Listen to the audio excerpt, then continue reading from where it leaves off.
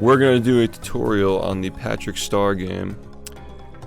This, a lot of people don't even know about this game's existence because it wasn't advertised very much, but it's by Outright Games, or I guess PHL Collective, published by Outright Games. So it's not a platformer from THQ Nordic, but it is a sandbox goat simulator type game.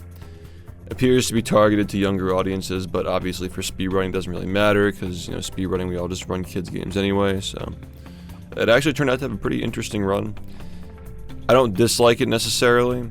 I think it's actually one of the better SpongeBob related speedruns. If you're looking to get into speedrunning, this might be a good place to start. If you like the stream or the community and you find Battle for Bikini Bottom to be too intimidating to start, this run's very short. I think that, you know, this route that I've been running, that I've gotten a bunch of records with, is very as consistent as this game can be, at least, and like pretty straightforward to understand. Yeah, it's pretty easy to pick up in my opinion. What I would recommend going into it, Raisin, thank you for the 23 months. Shift one. Thank you for the 23 months, man. What I recommend going into it though is, like, if you play on controller, I'd strongly recommend playing KBM, keyboard and mouse, because there's a lot of aiming, and the box movement requires a lot of not requires, but it's helpful to be able to turn quickly.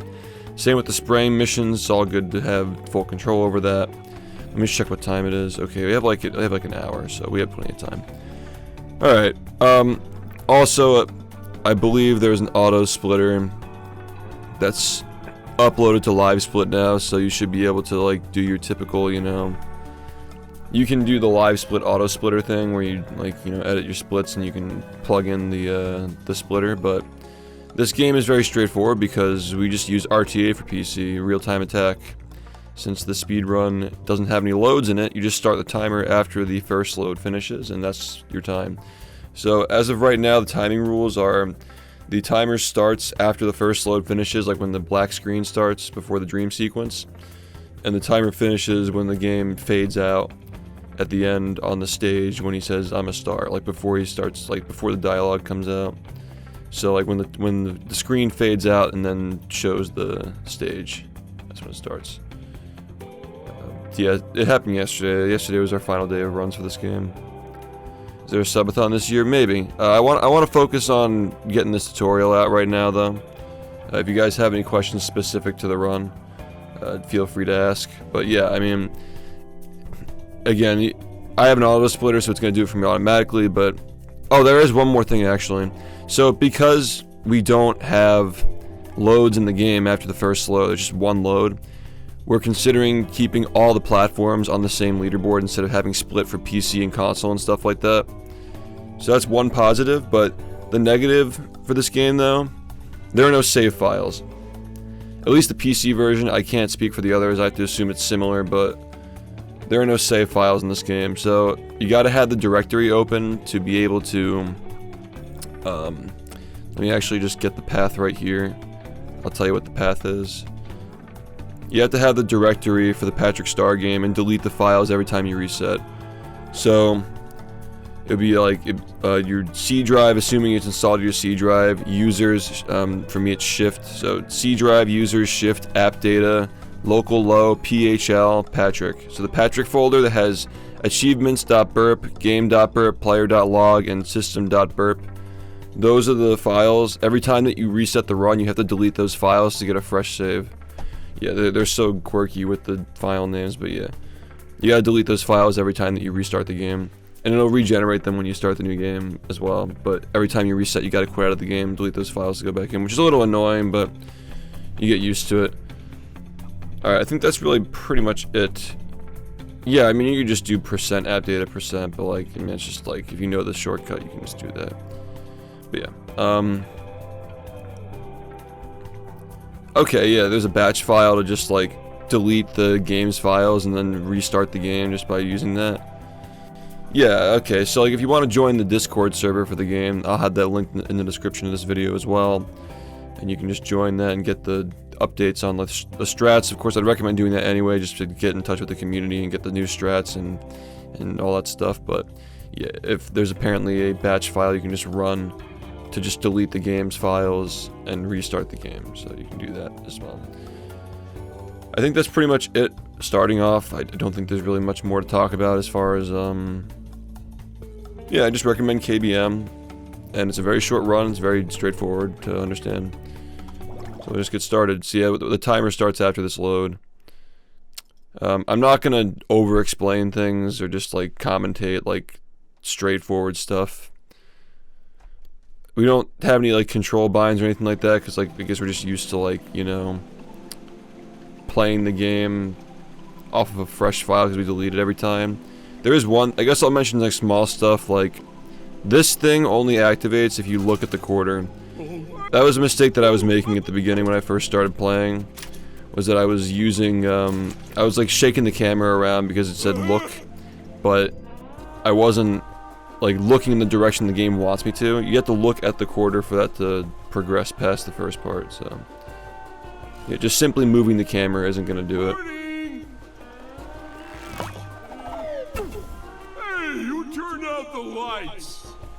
Yeah, so you have to wait a little bit after this happens, but you should jump, and a little bit after that jump, you can press escape to pause the game or whatever it is on controller. I'd still recommend. I'm just going to talk in terms of keyboard and mouse because that's what I'm recommending you play with. But when you go into the menu like this, if you go 2 options down, you can select cancel current quest. What this does is cancels the quest, I guess the game's like default quest of going to the park and talking to Gary.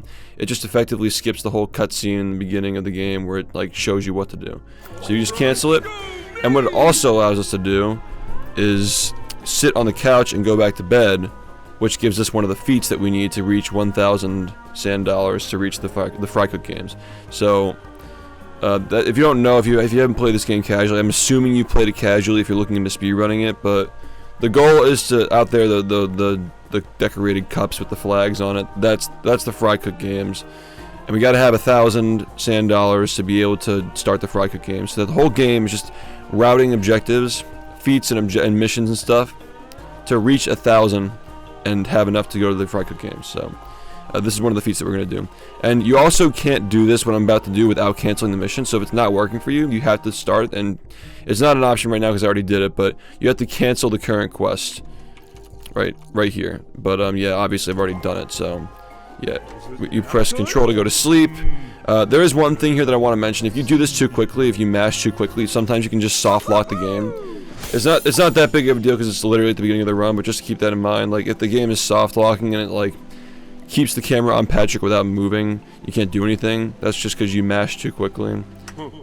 Yeah, you just hit control to wake back up, and that gives you your 15 points. And yeah, there is one thing that I noticed about this movement here, is that when you jump, there's a lot of this in this game where you jump and throw yourself. You're better off jumping and throwing yourself instead of just doing it straight up, like going to sleep. Like, pressing control makes you go to sleep in the actual platforming sections or whatnot, like the overworld. Thanks, man. But I'd recommend doing it off of a jump because it takes a lot longer to reach peak speed, like there. Doing it off of a jump makes you go faster. I've also noticed that it takes longer for him to reach that speed when he's rolling this way. It's like easier to control him if he's rolling off to the side like this, so that's what I would recommend. So you successfully did the text storage thing. I'll get to that. There are different types of it, and it's fairly underdeveloped. People are still timing the different routes for that, but I'm just keeping it pretty bare bones. It's like, again, like I've gotten records with this route. Obviously, it's only been a week of playing the game, so like you're gonna have to do more advanced stuff to compete later. But you know, right now, like, this is a pretty solid route to get started with. Like, you can get my time that I have with these strats and whatever else is gonna get found as well. So we'll get to that though. So from the couch, you just want to jump up and throw yourself. I give myself a little bit of room over here so I can get some time to actually get the speed. And the mayonnaise that we just collected there, you got to pay attention to those. Always make sure that it may seem intimidating at first because there's so much of it, but the more you do the run, like, you'll probably have some runs where you forget things and you don't have 1,000 at the end. Don't get discouraged by that. That's happened to me a lot over the last week where you just don't have enough. Just keep in mind, like, pay attention to the mayonnaise positions, and like make sure that you're getting all the objectives. There's a lot of stuff that happens in the game very quickly because there's a lot of multitasking, so just keep that in mind. Like, there are a lot of small things that'll go over your head if you don't have enough points by the end. Maybe you missed something, maybe you got to rewatch the tutorial to make sure you got all the objectives down that I was talking about. But yeah, so I mean, if you roll the right way, you can get a boost over this rock, and you press the space bar to stop moving like that. You can press control as well. I like to use the space bar. And then you can pick up this basketball. This is tech here that I'm going to show you that makes you jump higher. If you jump and hit control, you lose control of Patrick for a second, but you can jump higher than you normally can by launching yourself by like jumping and sleeping at the same time. So there are 2 feats that we're going to go for here. Getting the objectives for the Patrick ball, which is putting Patrick into the net, and the 3-pointer, which is just triggered by putting the ball through the net. It doesn't actually look for a 3-pointer, so you can just like, you know, just stand under the net and then do the jump tech that I just explained to you, where you just jump and sleep at the same time. If you do it successfully, that you'll have 2 of the little cha-ching noises play. Now, the movement that I do in this run in the actual record, like you're gonna see, it's like much smoother. So like I'd recommend still watching the record with these strats to see it better. But when you do that, you want to drop it when you fall down and like kind of like roll over in one smooth motion. Yo, Jaden, thank you for the 42 months. You suck. All right, so this is the most important thing in the game right here. This is Super Patrick Sunshine right here. You want to pick up and equip this thing, and we're going to be using this the entire game pretty much, so just make sure that you don't lose it. Be careful where you're setting it down.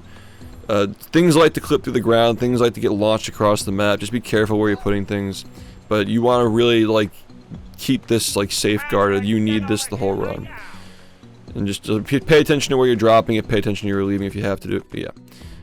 This game has random tutorials, by the way, so a lot of the time, like, as far as we understand, like, if you get random pop-ups like this, you're not doing anything wrong. But, yeah, it can be annoying. Just, you know, try to be tolerant of it. So, yeah, movement here. You gotta make sure that you spray in this direction. It's really jank, like you just saw there, the cooling off thing for spraying the citizens who are, like, laying on the beach. I literally just got it by aiming here. It's jank, but you'll get a feel for where to aim. And this cornhole task can literally just be done by dropping this cornhole thing into the little hole here, or you can just pick up the cornhole little platform and just like move it over. You can like move it over the little sandbags and it'll work too. Like this, like that would work, you know. But yeah, I'd still recommend watching the record after you're done with this, or like the record at the time of me uploading this, so you can see for yourself what to do. Yeah, Gary's position here is going to be random. He's going to be in a random spot. You just got to find where he is. This part is one of the trickier things to get down. The little swing set trick where you can do the instant swing set. You normally have to go back and forth over and over again, and eventually just slowly peek over.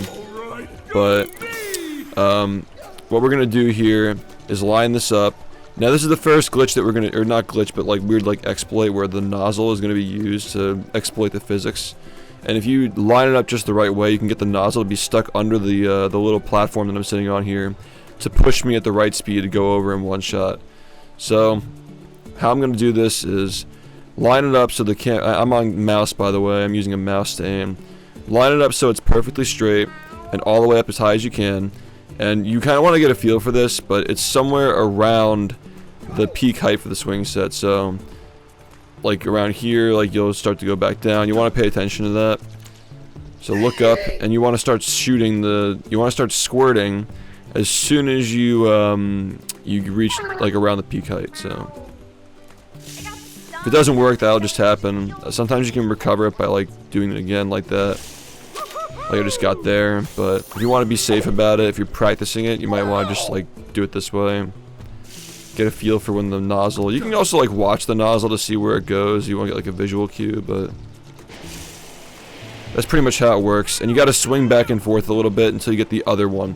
On the right side of the screen, you have the checklist there that says swing on the swings. There are 2 separate feats here. The one that you'll get first if you do it the right way is the one where you go over the hump, like over the swing set. That's one of them, but it doesn't give you the feat for doing the swing on the swings thing. They're 2 separate things. So when you hear the cha-ching twice, it means that you got both of them. Now what I usually do here is drop this barrel, and then you can grab onto this and spin. You only have to be on this thing for the spin the carousel task, but Yo, Gordon, thank you for the $5. So I had a Krabby Party from Wendy's. It was mid, but I think I found out the secret formula. It's a pinch of, a teaspoon of, a tablespoon of, and somehow love. I didn't even know that was tangible, let alone edible. Thanks, man. I'm actually gonna disable these for this discussion, this tutorial, just so I don't have to like stop. I appreciate it though. Where's the text? There we go. Okay, so the first part of this is spin the carousel. Obviously, so we've gotten that, but there's also another feat for spinning the carousel 20 times. You don't have to be on this physically for it, but I still recommend just doing that to start off, just so you can get a feel for it. And there's a mechanic in this game where you can burp, and the burping actually does stop your momentum. So when you've reached the feet and you see the little counter in the bottom right corner go up from the second feat, you can just mash the shift key. Boy, I just enabled sticky keys. Okay. Well, yeah. Well, you just press shift to stop, and then you press Q after, just so you don't get launched off. You want to be like, you don't want to get launched out into random directions. You want to stop right here. This will automatically let you off when it's done. And press F here to go down the slide. Sometimes you just clip under. It's not a big deal. This is all pretty self-explanatory. But this corner of the sandbox I find is pretty consistent for spawning a shovel if you don't have one like right in front of you. So you just tend to do that. And then you pick this up. On the way over to this part of the level, you can spray the police car and kind of like walk back just to, you know, optimize the movement. If you do it the right way, you shouldn't have to wait like I did. Be mindful that you can like run into traffic, like you can get hit by a car if you don't look. Yeah, you want to first pick up this box so you can optimize the movement on this 5 bubble jumping thing. So you can then do this hover after we're done with that. And you've probably seen the box hover. It's pretty straightforward. All you gotta do is press F to drive the box and squirt. And you'll see, like, with this nozzle thing, it gets stuck in a specific spot. Have you ever seen Battle for... I mean, I assume if you're on this channel, you've probably seen Battle for Bikini Bottom speedruns before, but... It's kind of like SBA, where the ball gets stuck in the tiki, and you're at the mercy of it, you know, getting stuck and staying stuck. That's basically the whole game in a nutshell, which is the reason why... At first, I was having a lot of fun with this game, and then I started to get really frustrated at it because all your movement is kind of inconsistent and random, and you're always kind of like stressed out trying to like keep yourself from falling. But there are ways that you can get around that. And if you're just running the game for fun and you're not taking it super serious, I can see it being a good time still.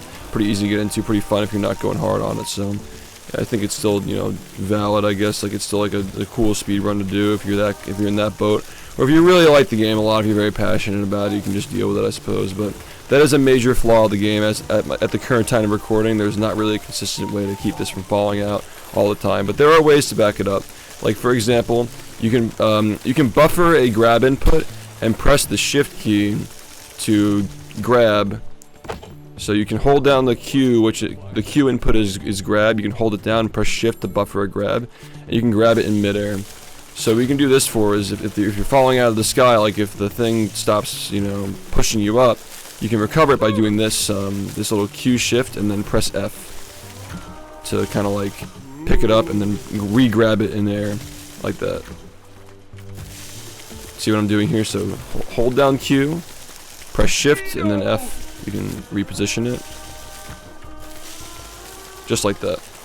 So you want to really get used to having your fingers on the, you know, the obviously like WASD to move around, but you also want to have a finger on Q and F a lot of the time, and shift. Just so okay, that's actually pretty bad. I should probably just yeah.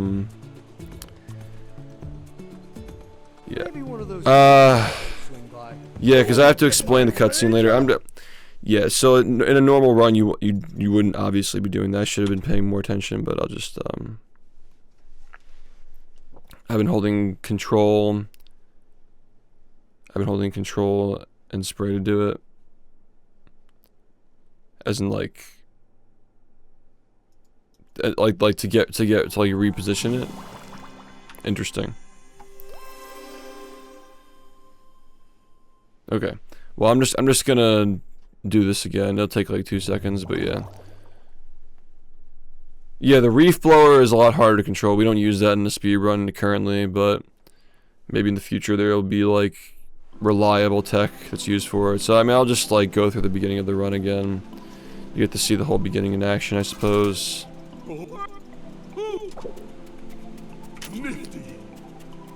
But yeah, the box movement is easier than it looks, but in an actual speedrun situation, it's weird. Like you're gonna lose some time here and there to the box falling out of the sky.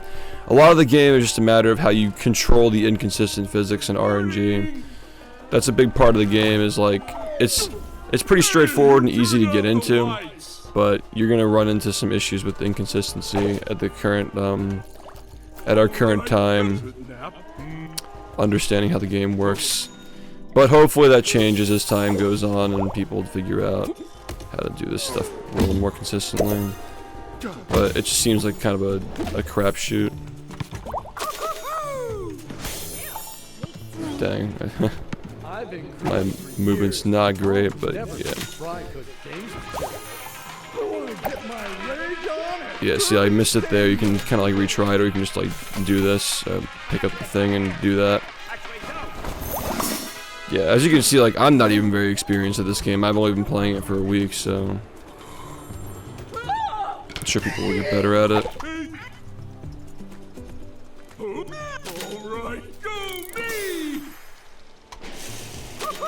Yeah, see how it gives you two if I go back like this? It gives you the swing on the swings as well.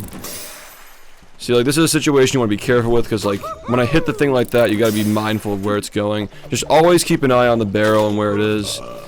When the little counter goes up to 85, that means that you got the thing. You just keep going. This game gets very fast-paced when you actually, like, get the movement down.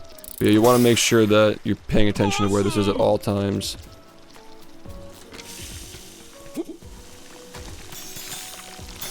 Alright, so yeah. With the box too, like, I find that it's a lot more consistent to stay in the box when you do it from air. Like from an aerial position like this, as opposed to doing it like on the ground.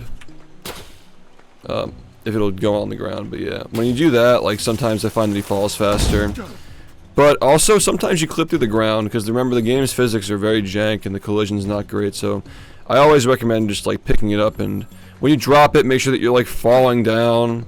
And it's like, you know, you don't want to like drop the box when it's like clipping into the ground, because the game is complete bullshit. Like this, I've been very frustrated at this game trying to speedrun it, and honestly, like Battle for Bikini Bottom, like I'm usually upset with myself for underperforming, but this game I'm usually mad at it for the game fucking me over. Like, you guys have seen like on this stream like the other day, like I literally like was like 15 minutes into this 20-minute run, and like I just dropped the box in some way the game just didn't like, and I literally got sent up in the stratosphere. It took me like a minute to fall back down. I was like, what even is that? And then like you just drop the box and like they drop the barrel on the box and the barrel launches across the map. So I'm just saying, be very careful with where you drop things, dude, because like it's pretty rough. Yeah, the leaderboards, we're still trying to decide on like a timing method, but I'm sure like by the time you submit your runs, like that'll all be sorted out, and like you should be good to submit your runs by the time you're seeing this video. Honestly, I wouldn't worry about that. But as of right now, the timer is going to start when the game fades out into fades out of the load, like when the black screen comes up from after the first load, and then it ends when the game fades out and the next frame shows the stage. We've discussed ending the time on the final text box, but I don't know, I feel like people kind of just want to end it on the fade out. It's not really a huge deal. I don't see this, I mean, this is kind of a bad mindset to be in, but like it's kind of a tough call to make.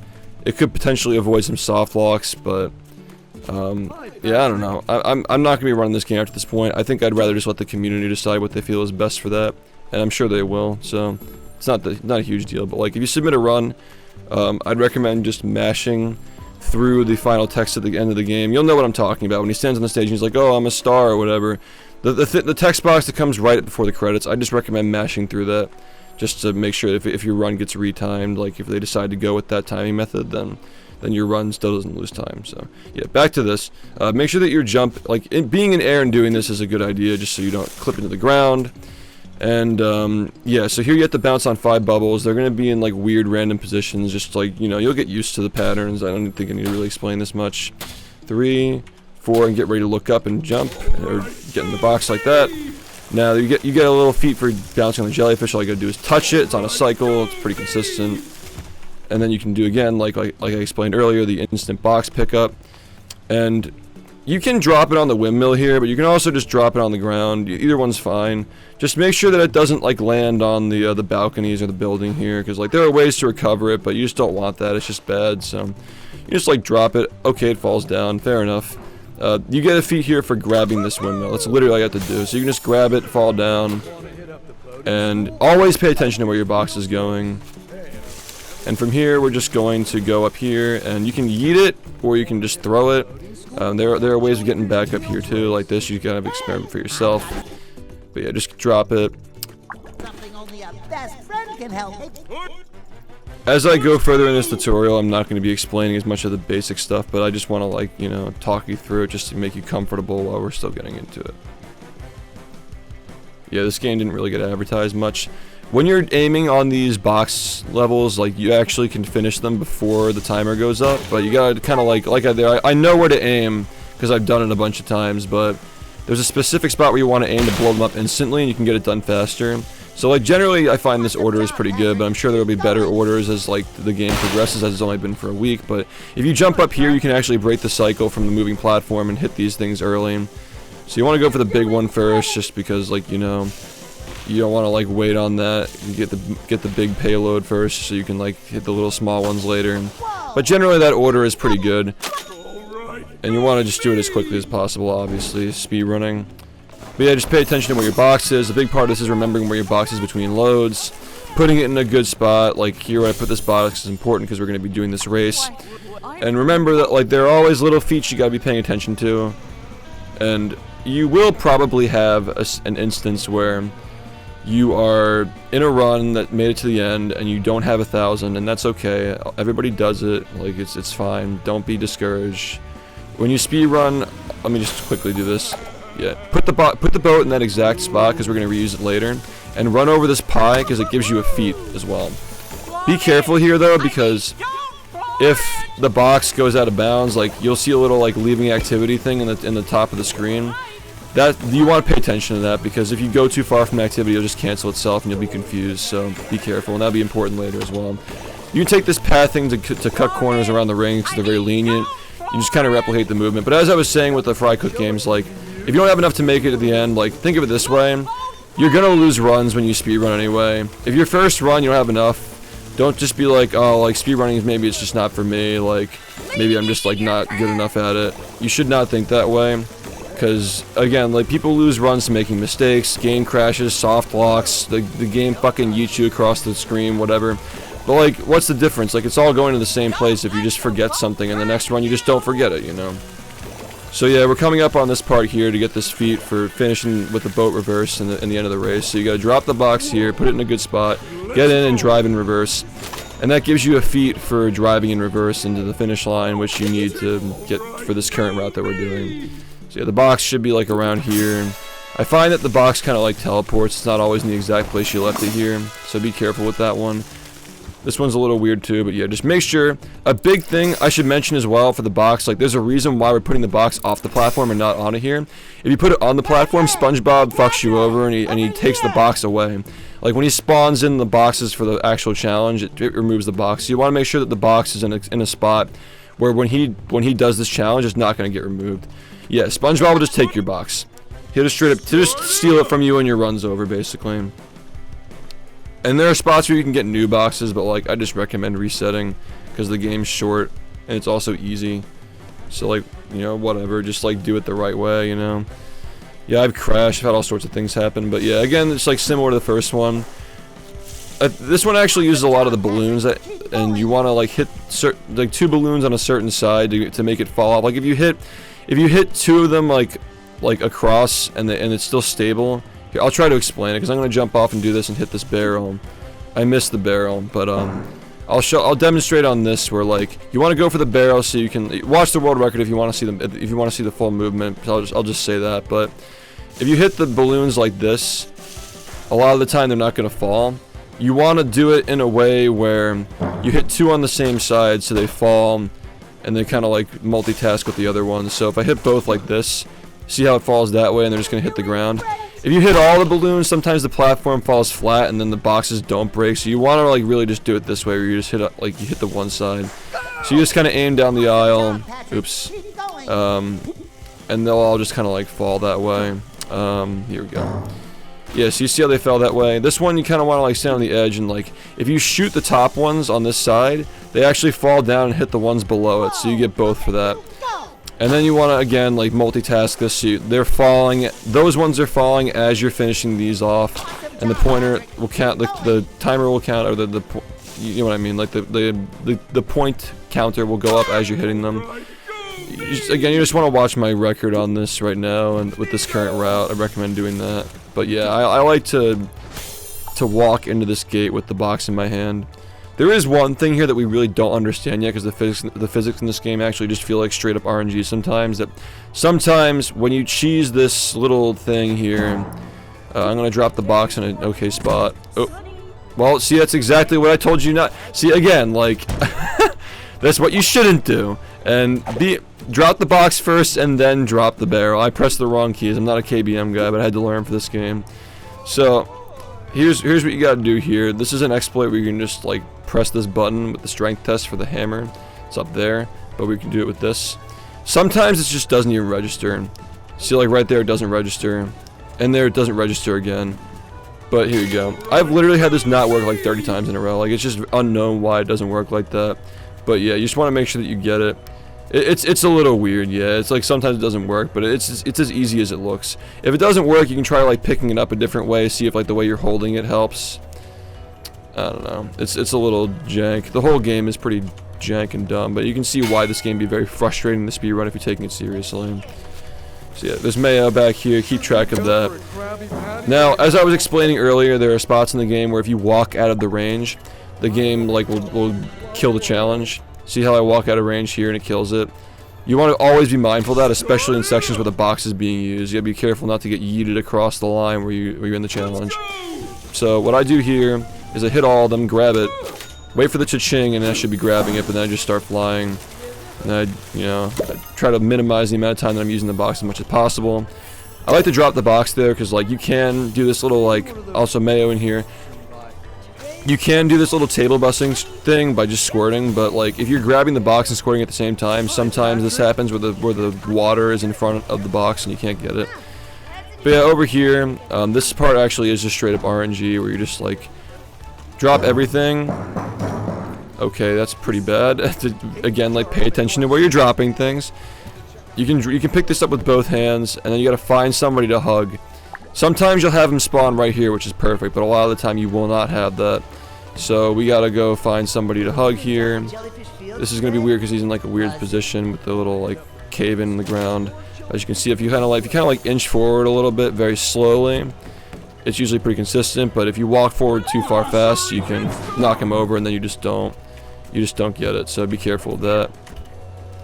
Okay, well, we're trying to pick up the box here. It shouldn't be over here. But yeah, be careful about how you're managing where the box is and stuff. Now this next part, like after you're done with this part, this is where you want to look at the mitten. And the mitten is the little roller coaster that's kind of on a cycle here. It's on a 30-second cycle. So from the point where it's on this hump, the mitten has 30 seconds to come back around. To actually do the mitten, you can be standing. That was loud, my bad. To actually do the mitten, you can be standing here. This is the position where it triggers. It's not looking for whether you're inside the cart in this exact like spot. You can be standing here and the cart can be here, or you can be standing here and the cart can be here. As long as you were on this position around here when you get into the cart, it doesn't matter where the cart is. So around here, like you can say like, okay, from here you have 30 seconds until it gets around. From here you probably have around like 15 seconds. So you gotta kind of time this because there are a few Mayo jars you want to get, and you can judge how much time you have. What the fuck? You can judge how much time you have based on where it is. So if it's over here, you might only have time for like 2. Over there, you have time for all of them. So again, you want to be careful because you can just start randomly flying around. You gotta be ready to counteract that. There's a jar there. There's a jar here. There's another one here, and you'll get better at this movement, more comfortable with taking these risks as you get better. Here you want to be very careful because if you get too close, you'll get yeeted by the clam. So kind of inch forward and grab it there so you don't get grabbed. And you can come over and oh, see, I'm falling out of the sky. Be careful of that. and you should be good enough to meet the cycle, just like that. So you'll learn to get better at that as time goes. But if you don't make the cycle, like, you can always just go and get them later when you're new. Especially, it's not a big deal. If you drop yourself into a good spot here, you can position yourself next to Sandy. And another thing I want to mention too, because I'm kind of slowing down to talk about this stuff here, is that when you're actually doing the run, there are going to be a lot of notifications popping up while you're doing it. Like the friggin' costume notifications and the achievements and stuff, so you'll get used to it. It's annoying. It's really annoying, but you'll get used to it. Now, there are specific target patterns we have to hit to get all the feats in a row. And for this one specifically, we do have to hit all these targets. But we're going to use the... We have to actually use the 10 target here. Because the 10 target, specifically, the 10 target? I don't know why I said that. The 500 target gives us, this 500 target and the 750 target specifically give us different feats. So we're going to use them to, again, like, hit those feats in the specific races where it's appropriate. So I usually do the gliding away 1 second here, because it gives you access to the glider, which we're going to use on the second one, because the second one gives you the not the parasol, the floaty, I don't know what you call it, but yeah, you get this, like, this glider wing thing for the third one, so I like to spawn that in first. The movement here is really weird. It's not as easy as I'm making it look, especially on KBM, but what I tend to do, and this is shout out to Midnight for figuring this out, but if you hold forward on the forward key and aim in the direction that you're moving, you can kind of get a feel for, like hold forward and aim with the mouse at the same time, and never use this little boost thing. You like right click and unclick again, kind of like Flappy Bird. Never use the boost unless you're like if you're moving. Like never walk around and look at the same time you're using the boost, because he'll just go out all random directions. But yeah, you have to hit the 750 here, otherwise this one is unachievable. You have to hit every single ring and the 750. In the second one, we don't have to hit the 750. So we're going missions 1, 3, 2. And in the second one, you don't have to hit the 750. Make sure that you switch here, by the way. Like, grab this and switch so you don't get that, like, that weird, like, floaty thing. But you don't have to hit the 750 here to progress in this. You can just hit all the targets and then hit the main 500 one in the center if you're more comfortable with it. But there is an optimization that you can go for here, where you can skip a series of rings and then get the 750 instead, which saves a little bit of time. So I'll show that here as well.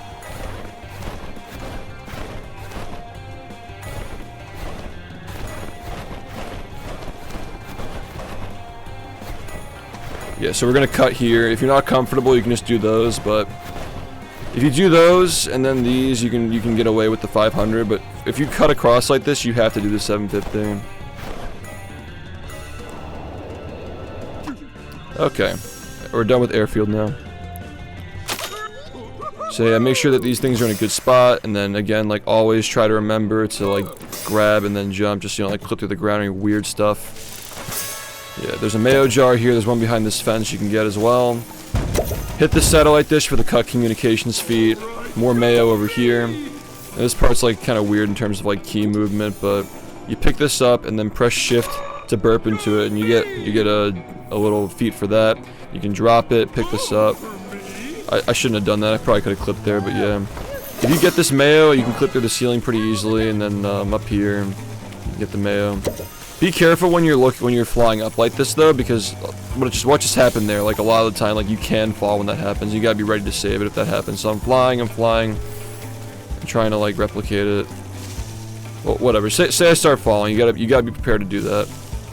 Just like, okay, it actually did just happen there, but yeah, you gotta be prepared to recover that stuff. And yeah, from the top here, be very careful when you go into the shipping container, because it's very jank. Sometimes it can launch you really far. I like to like let go and let him drift into it, just like that. And yeah, he'll kind of like ping pong across the walls if you like angle this the right way, and he'll like end up next to the derby entrance. Now this part is an auto scroller, but we've optimized it so that way we can multitask things during the auto scroller. Because unlike the SpongeBob box challenges, you can't end this one early. So just pay attention to the boxes that I square, pay attention to the tables, pay attention to the explosive barrels. You want to have enough points, but you also want to do these feats while you're multitasking as well. So here we are. I like to aim at the ground here because the barrels do a lot of the work for me first, and you can get the tables as well. So like aiming at the ground is pretty nice. You can kind of like get these on the way back. Try not to aim at the tables here because we need the tables here for later. Just try to leave those tables alone.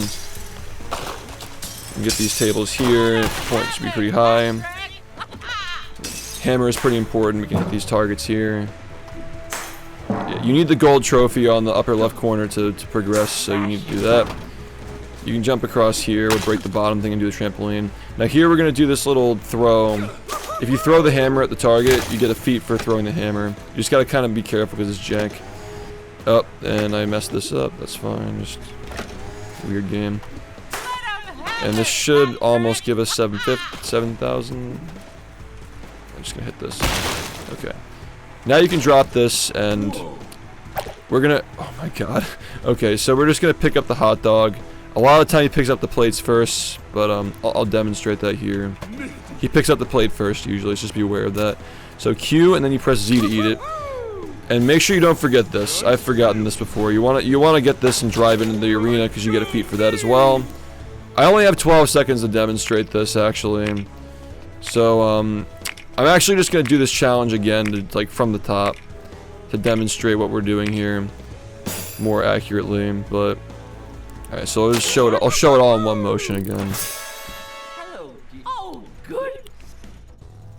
Yeah, this is fine. I think it'll be like pretty much the same. But yeah, you gotta remember not to forget feats here. This is probably a big spot to forget feats because you're on the timer and you're like, it's like, you know, if you're new to the game, it's probably like pretty stressful. But as you get used to it, you start making the cycle better and you can start doing more things like in these multitask sections. Do this.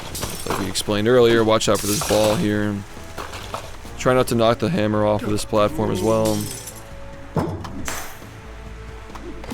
on a roll. Keep it going. I'll show this method here because you can like kind of do this as well if you want. I wouldn't recommend that for that reason though. Like I really wouldn't recommend that honestly. I might actually not make this now because I tried to demonstrate that, but yeah. My god, man. Alright, well we're probably gonna have to like take this from the top again. Alright, just pretend I did everything that I just did earlier. Just pretend that I did everything I just did earlier.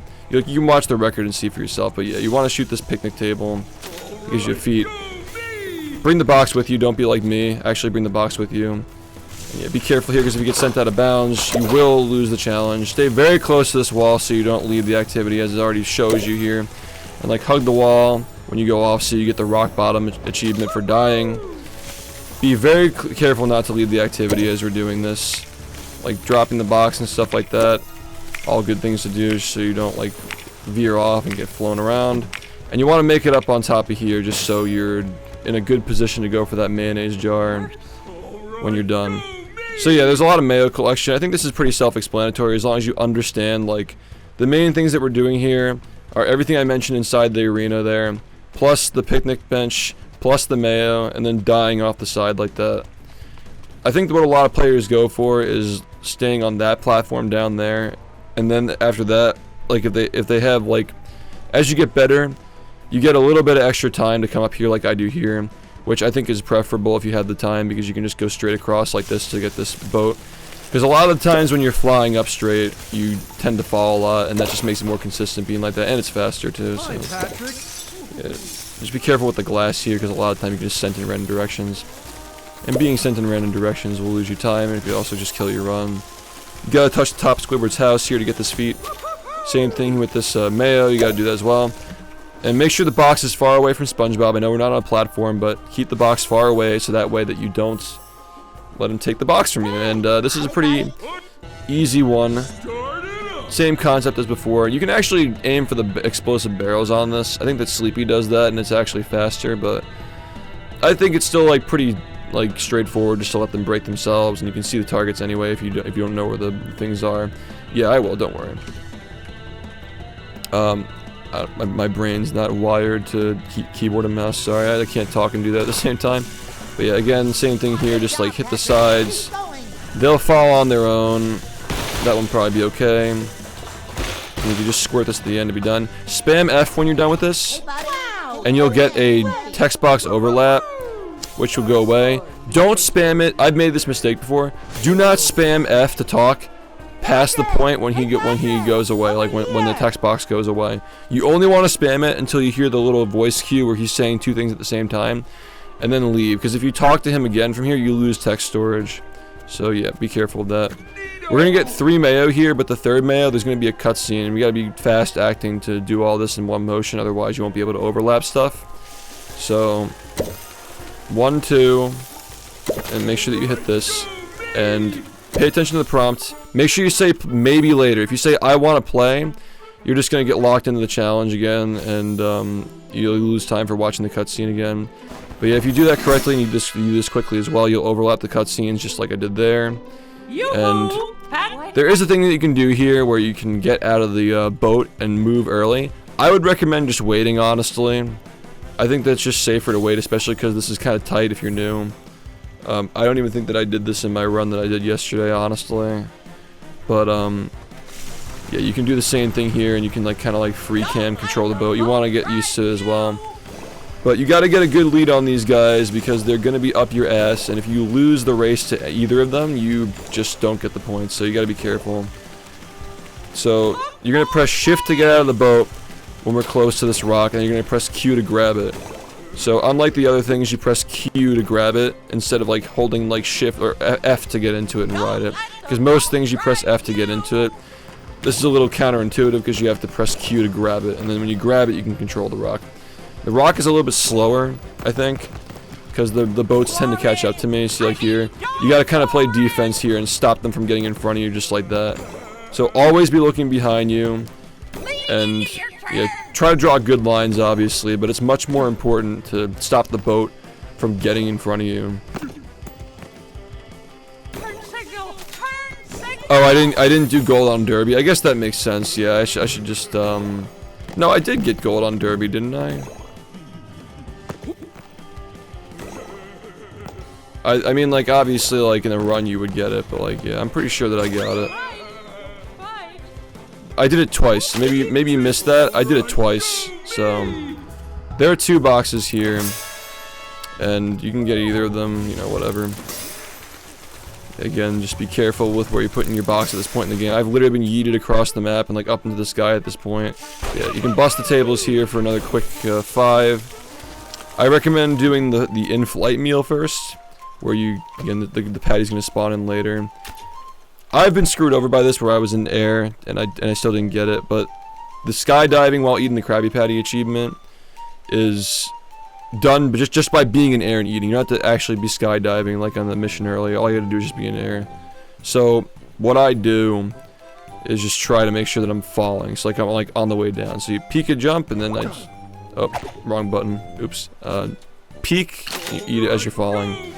So you're gonna get the in-flight meal, and you should also get the Krabby Patty chomp as well, and then you can just bust the table. Pretty straightforward. Just make sure you get it, because like I've had that happen where I just finished a run and I didn't realize I didn't get it, because even though I did it the right way, it still didn't work, which the game's jank. You're gonna have stuff like that. It's very frustrating.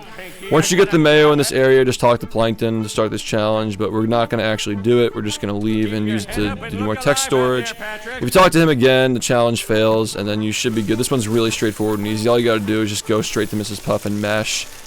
As you get in, you just mash, and you abuse the text box, and you can put the box in a good spot for this next race.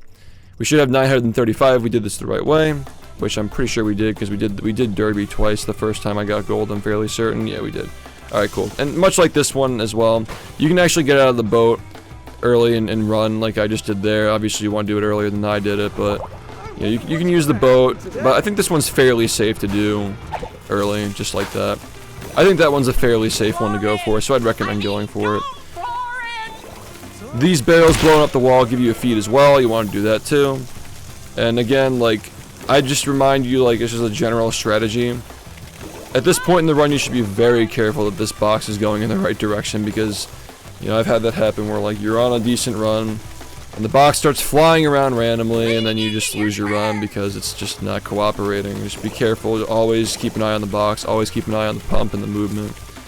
And here, make sure that you drop, Q shift the box. Q shift it and hold it. So when you get dragged to Mrs. Puff, you have the box. And because chaos can happen if you let it sit there with the boats or like throw it off. And yeah, you can go over this cutscene here. Be mindful that there is one. To get to the Fry Cook games, this is a little weird. Make sure that when you Q shift this, the box is in a position where it's not like totally in front of you, so you can still talk to him. Press F to talk. I've actually lost the pace to that, just like having the box in a position, because F is interact and talk. Like you can ride the box, and talk with the same key, so you want to make sure that they're separated so you can still talk while you're holding the box. If that makes sense. You'll understand when you do a run, like you might have that happen to you. This is a pretty nifty exploit here. If you wait a little bit and you press escape to like reset your position, you can just jump up here. And then just make sure that you do the same thing, interact with it instead of riding the box. And yeah, at this point, the rest of the game is pretty much an auto-scroller outside of these texts. You just want to make sure that you're doing this the right way. No clipping to the ground, no losing the box. Be very careful not to lose the box, but what I would recommend, and you can do this in any phase, but I would strongly recommend getting all 5,000 points to get to the gold. I think we've confirmed this, right? That you need to reach the gold status to actually get through the Fry Cook games. You want to just get those 5,000 in the first phase, so you have all the time in the world to set this up. Yeah, gold is required. So you want to just make sure that you get this like as early as possible, because the points transfer through all 3 of the phases.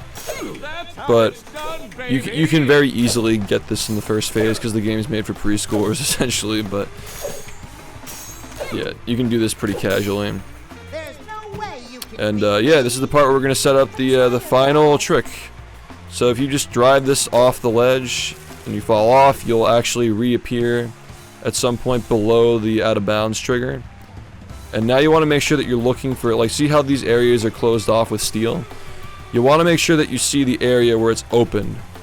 Right there. So see how it's open like that? You want to go to the one directly across from that.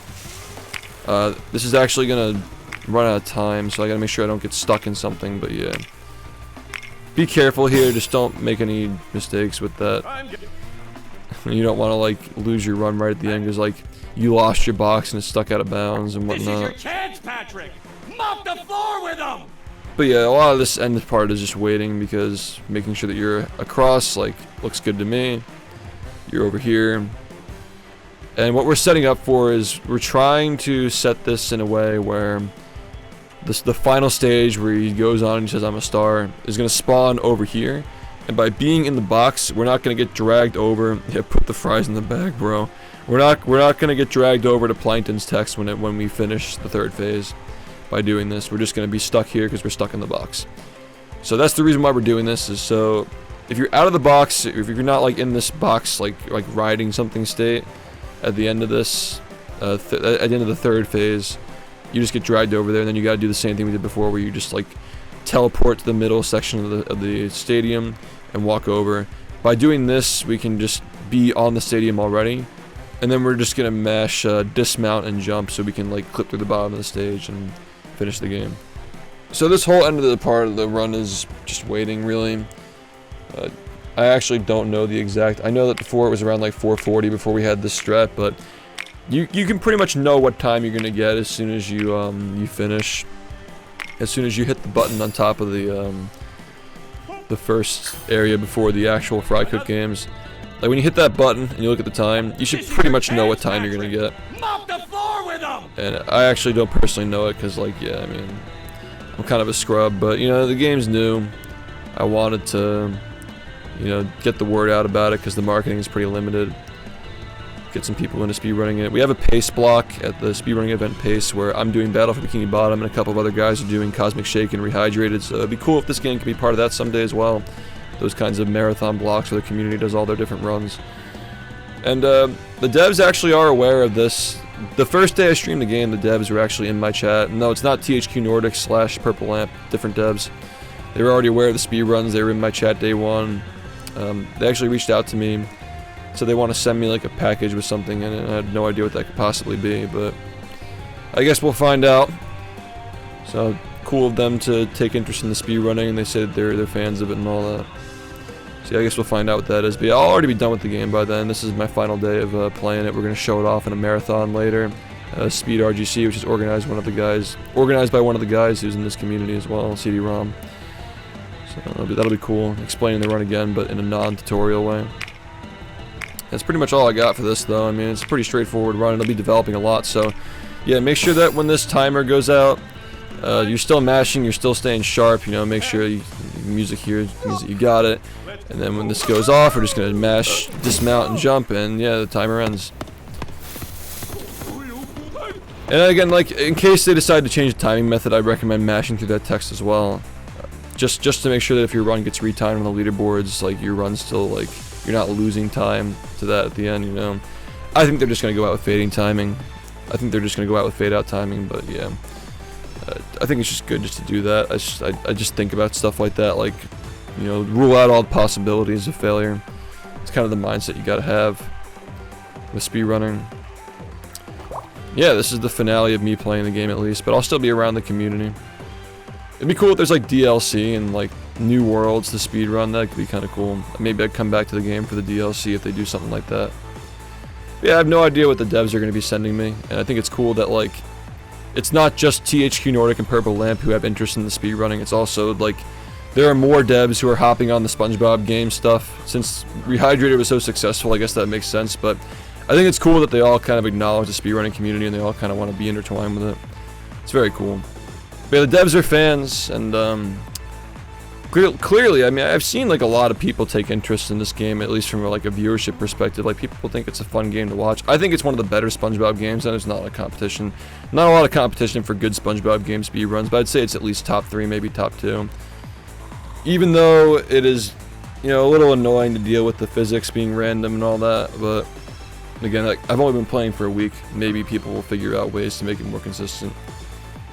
Yeah, that's pretty much all I got. Make sure you join the Discord server for speedrunning this game specifically. I mean, you can join my server too, the discord.gg/shift1, but you're probably better off joining the one specific to this game. It is Goat Simulator, basically. It's like Goat Simulator for like kids, which I think is fine. The price tag will probably go down at some point. People will give it a try. I think it's fun if you're not taking it too super seriously.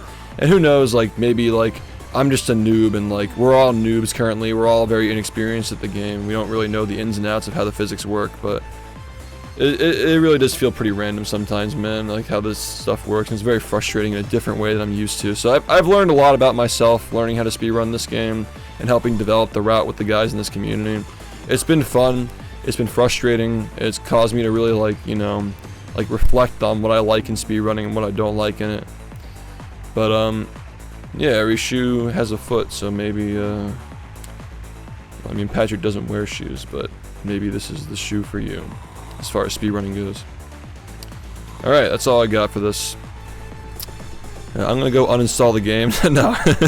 I'm actually just gonna do a marathon run now. We have an interview in like 15 minutes. I got an interview with the marathon organizer, so yeah, we'll be doing that. We'll be doing that real soon. I guess we can just hang out for a little bit. 15 minutes, I don't know what else we're gonna do. But yeah. I should maybe include this too. I'll just start the game again for the sake of it. Thank you, James, for the tier 3. Appreciate that, man. Thanks for waiting, by the way. I appreciate that. I'll take questions now, actually. Questions are fine. We'll do questions. If you have questions about the run, please ask. I saw a question earlier. Quick question. Have you tried capping the FPS at 50 to make the physics more consistent? I'm capped at 60. I forgot to mention that. I should actually mention that when you do the run. This is good to include, actually, that you want to keep the run capped at 60 FPS. 60. You can probably see it up in the upper right corner, like... It's not showing right now, but maybe if I go into the game, it'll show. Oh, it's because I don't have Steam open, that's why. Well, if I have Steam open, then it'll show.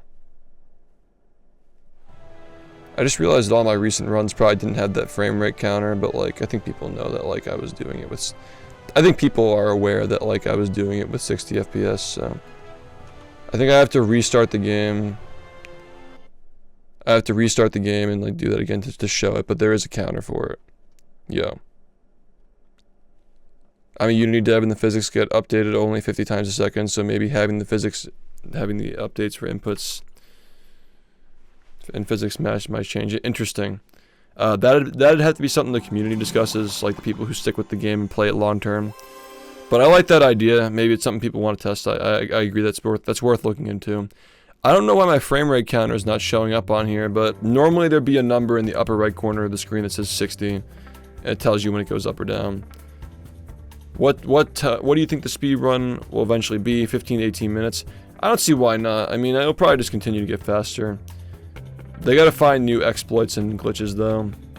There's that BLJ thing that I posted on Twitter a little bit ago. That looks cool, but people will probably have to practice to get that into runs and make it useful. Could be very fast though. Any other questions from people who are trying to run the game? We do have some extra time here.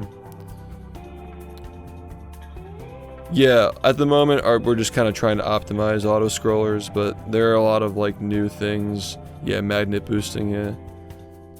There are a lot of new things that are being implemented in more complex ways, like the cutscene stuff that I was showing in a very basic form. I kept my route very basic. I mean, they may have been world records, but they are still just world records after like a week of playing. Like, it's gonna get more optimized, people will take it more seriously. So I think it's, like, even though it's the world record route, like, I think it's still a good starting point to get into, and I try to keep it locked in on that. You mean, like, doing a run with, like, a custom costume? Yeah, I mean, like, I think that, I mean, like, with Purple Lamp and THQ Nordic, they were kind of, like, mixed signals on how they felt about the speedrunning. I like to believe that most of those guys like it, especially like Martin at THQ Nordic is like, you know, he's been great to work with over the years, like Rehydrated and Cosmic Shake both.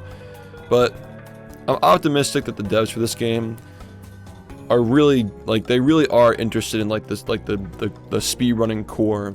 Like the developer was commenting on, the developer was commenting on like the use of the box and the hose is like cool, you know, like he was like appreciating the mechanics of the run. So I feel like it'll at least be like a discussion if people decide like, do we want to patch things, you know? I don't think it'll just be like outright like patching stuff, you know? No pun intended. But yeah, if they do patch things in, like maybe they'll patch in like starting the game with a different costume or something like that. Like, we need save files, first of all. That'd be nice, like, having save files. But, like, I don't know. That could be a fun suggestion, like, allowing players to start the game with, like a costume they unlocked in a previous playthrough. Something like that. But yeah, it is something interesting for speedrunning that, like, you know, a lot of times, like, it loses time to, like, equip cosmetics, and the only one I can think of is really Minecraft that lets you do that, just because, like, it's just so ingrained in Minecraft's culture, the texture packs and the skins and stuff like that.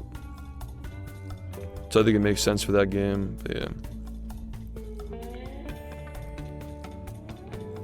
I know there's save functionality in the game's files or code, but it was never fully realized from what I understand.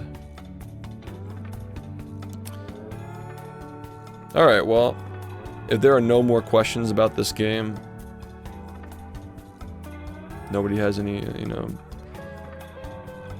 last minute thoughts, I think we're good to just, like, chill out.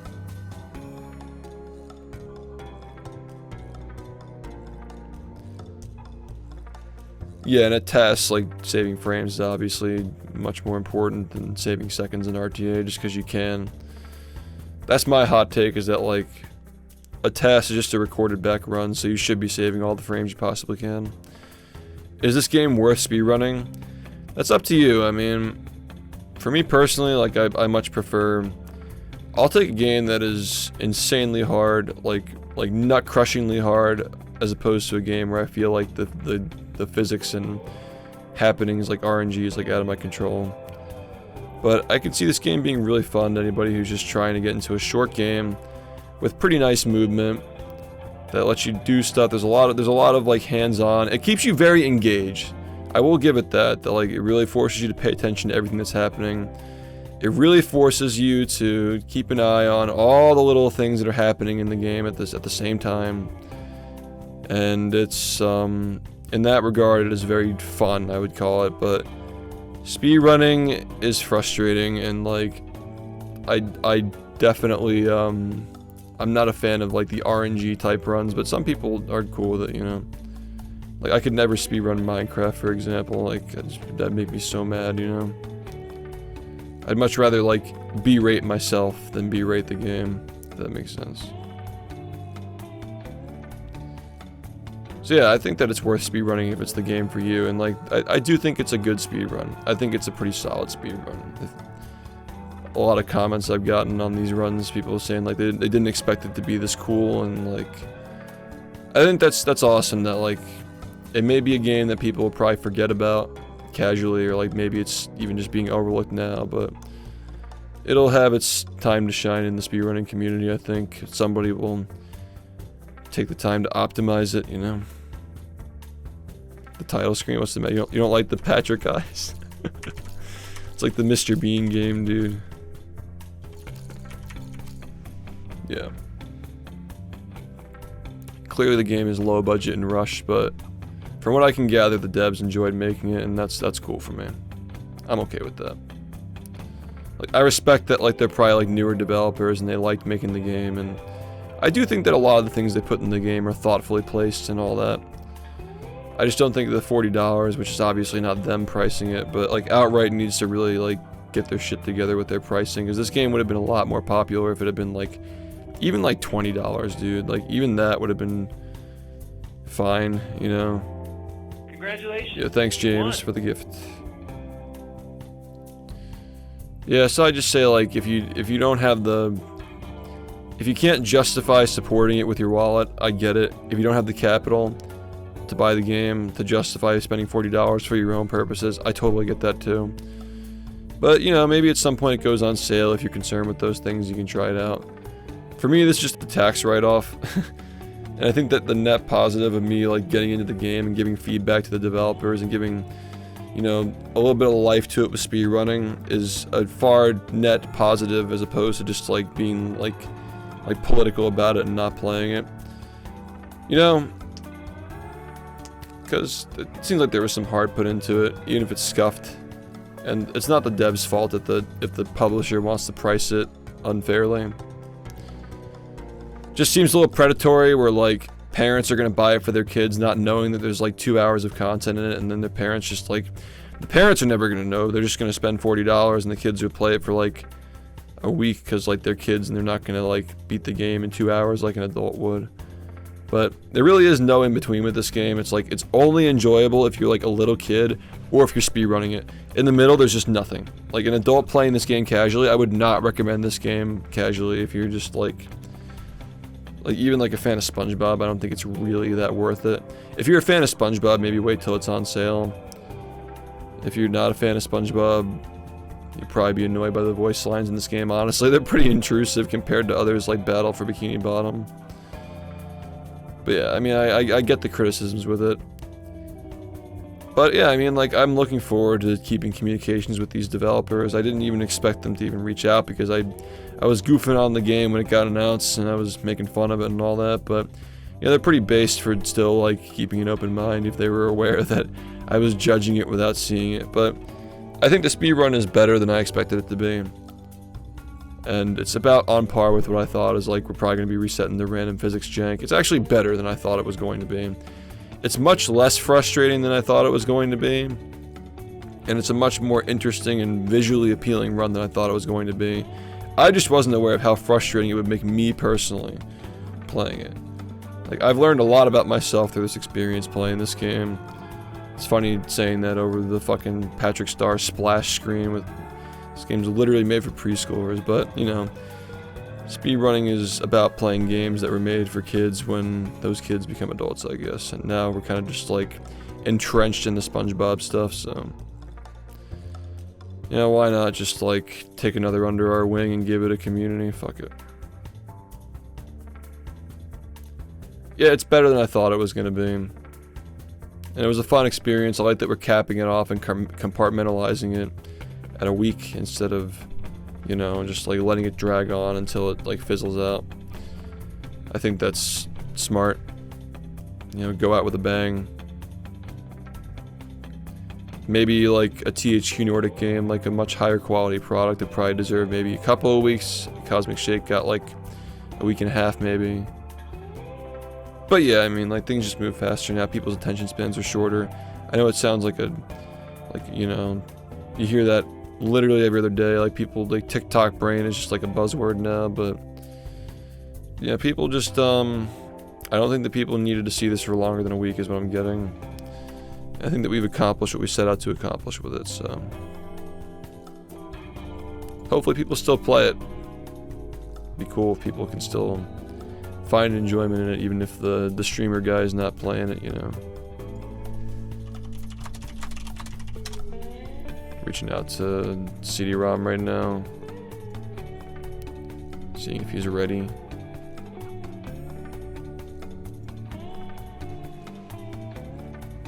Yeah, that's what I'm saying, is like if the devs do like, you know, DLC at some point, maybe.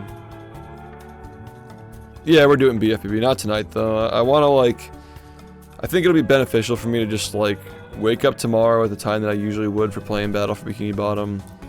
You know, it's a Saturday evening. I'm like waking up usually as I do, and we just play the game as if nothing happened, as if the last week was just a dream, basically.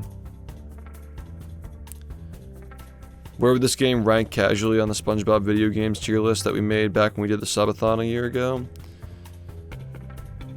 It'd probably be in like Revenge of the Flying Dutchman tier. I think it's actually very comparable to the Revenge of the Flying Dutchman, because Revenge of the Flying Dutchman was the first game to kind of conceptualize the SpongeBob 3D world, especially before SpongeBob moved to 3D entirely. At least for the movies. Like, the movies are like all 3D. Now, I haven't seen any of the recent ones since I was like, how old was I? Like 17 years old. The last time I saw a SpongeBob movie. But I know they're doing 3D now, and the first piece of media to ever do that was Revenge of the Flying Dutchman. And much like that, this game is the first piece of media or the first video game, excuse me, to express Bikini Bottom in a loadless open world, which is what a lot of people I think were expecting from BFB Rehydrated, even though that's not what they should have expected, because that's not BFBB. You got to change the whole game to do that. But I think that it's like the start of something better, or like people can. I hope that like people can see through the hate for this game, the hate that it's getting, and see like the positive feedback that it is a cool idea to like give the SpongeBob fans what they want with like the big world where you can walk to different areas and stuff. Like it feels like a demo for a bigger game like that.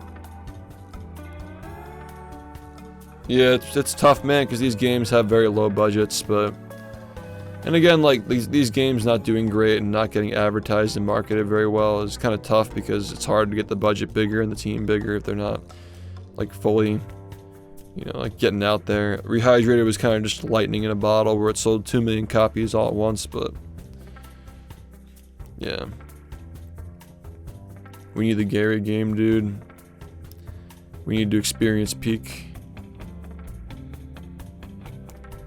Yeah, I mean, it's a different development studio. I like that it's a new take, even if it is like, you know, sandbox goat simulator. I just wish that it were offering more unique elements and more substance. Those are my criticisms casually. But it's cool as a speedrun though. I like that it has some purpose in the, you know, adult gaming community as a speedrun. Okay, so they're an hour behind. They're a full hour behind. So I don't really know what we're gonna do. Like, what?